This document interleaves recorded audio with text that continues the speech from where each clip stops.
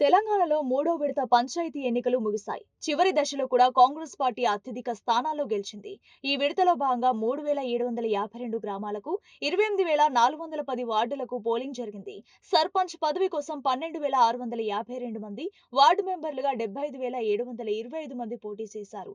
53 లక్షల మంది తమ ఓటు హక్కును వినియోగించుకున్నారు. రాష్ట్ర వ్యాప్తంగా మూడో విడత పంచాయతీ ఎన్నికల్లో 80% పోలింగ్ నమోదైంది. డిసెంబర్ 11న జరిగిన మొదటి దశకు 84%, 14న జరిగిన రెండో దశకు 85% పోలింగ్ రికార్డైంది.